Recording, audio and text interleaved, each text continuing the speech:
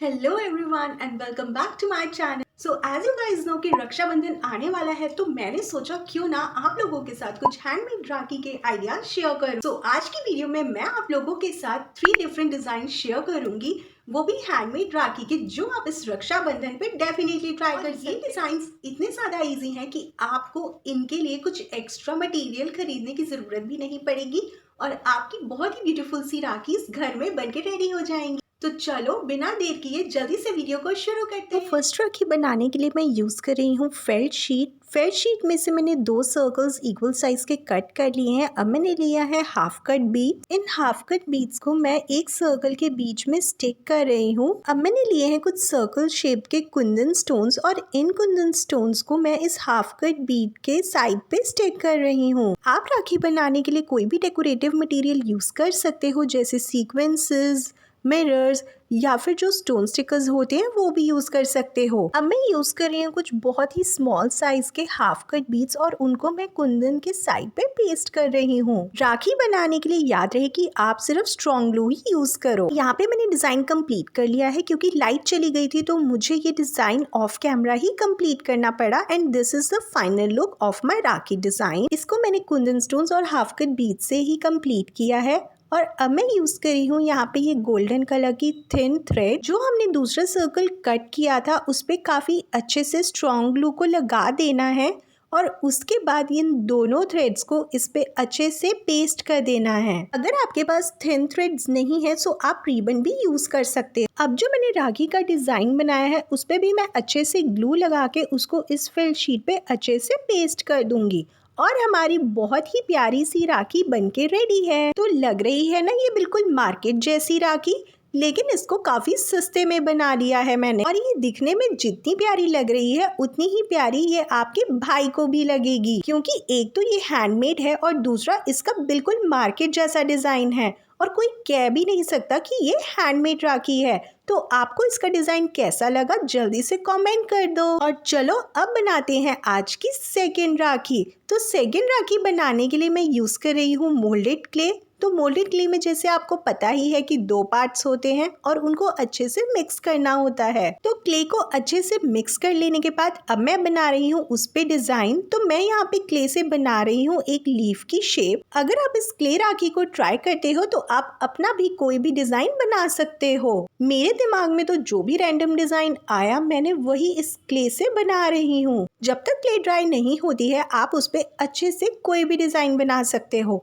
तो लीफ की शेप तो मेरी कंप्लीट हो गई है। अब मैं क्ले टूल से इस पे लीफ की डिटेलिंग दे रही हूँ। अगर आपके पास क्ले टूल्स नहीं है सो डोंट वरी, आप कटर, नाइफ या फिर स्केल का भी यूज कर सकते हो। इसके बाद मैंने थोड़ी सी क्ले और ली है और उससे मैंने बनाया है ये क्यूट सा छोटा सा फ्लावर बनाने के बाद उसको मैंने लीफ पे इस तरीके से पेस्ट कर दिया है और ड्राई होने के बाद मेरी राखी अभी कुछ इस तरीके की लग रही है। चलो अब इसमें कलर करते हैं। तो कलर करने के लिए मैं यूज कर रही हूँ एक्रेलिक पेंट। एक्रेलिक पेंट से हमारी राखी वाटरप्रूफ तो हो ही जाएगी, साथ ही काफी ज्यादा सुंदर भी लगेगी। तो ध्यान रहे कि अगर आप क्ले से राखी बना रहे हो तो आप उस पे एक्रेलिक पेंट्स ही करो। ये डिजाइन मेरा अपना रैंडम डिजाइन है, आप यहाँ पे कोई भी डिजाइन बना सकते हो या आप गूगल से भी देख सकते हो। इस पे मैंने एक्रेलिक पेंट से 1 से 2 कोट्स किए हैं। अब पेंटिंग कंप्लीट होने के बाद मेरी राखी अब कुछ इस तरीके की दिख रही है। अब बारी है इसको और भी ज्यादा डेकोरेट करने की। तो डेकोरेट करने के लिए यहाँ पे मैं ये छोटे से लीफ शेप के ही मिरर्स यूज कर रही हूँ। और जैसा मैं हमेशा आपको बोलती हूँ कि डेकोरेट करने के लिए आप कोई भी मटेरियल यूज कर सकते हो। तो राखी को डेकोरेट करने के बाद उस पे वार्निश करना बिल्कुल भी मत भूलना। तो मैंने यहाँ पे वार्निश करने के लिए ट्रांसपेरेंट नेल पेंट का यूज किया है। एंड डोंट वरी, इसकी स्मेल 1 घंटे से ज्यादा नहीं रहती है। तो आप भी ट्रांसपेरेंट नेल पेंट यूज कर सकते हो।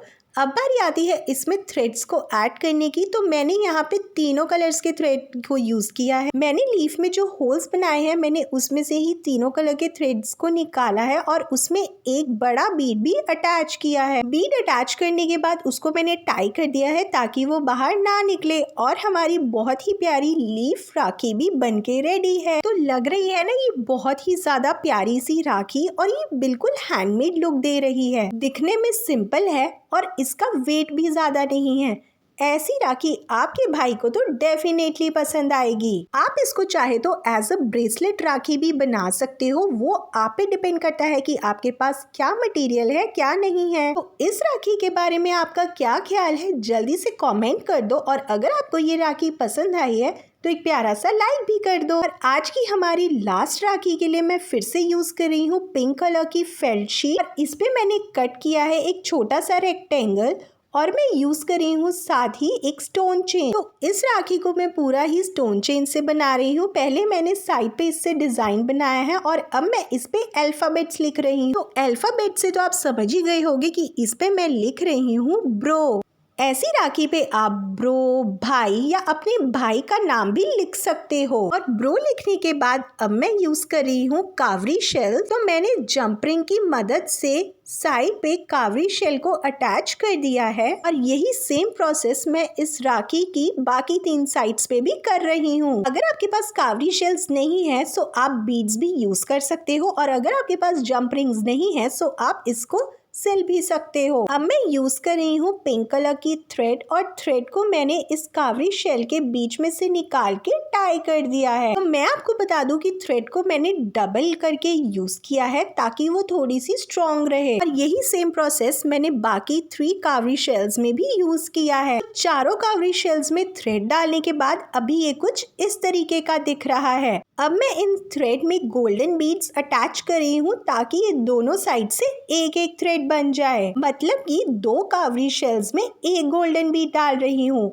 और इसके नीचे भी मैंने कावरी शेल को अटैच किया है। और हमारी बहुत ही प्यारी सी ब्रो राखी भी बनके रेडी हो गई है। अगर आपको प्रोसेस समझ नहीं आया है तो ये देख लो, राखी पूरी इस तरीके की लग रही है। प्रोसेस शायद मैंने आपको थोड़ा सा डिफिकल्ट वे में समझाया है, बट दिखने में देखो ये राखी कितनी ज्यादा प्यारी लग रही है। राखी देख के आपको प्रोसेस अगर समझ आ गया है तो चलो जल्दी से एक प्यारा सा लाइक दे दो।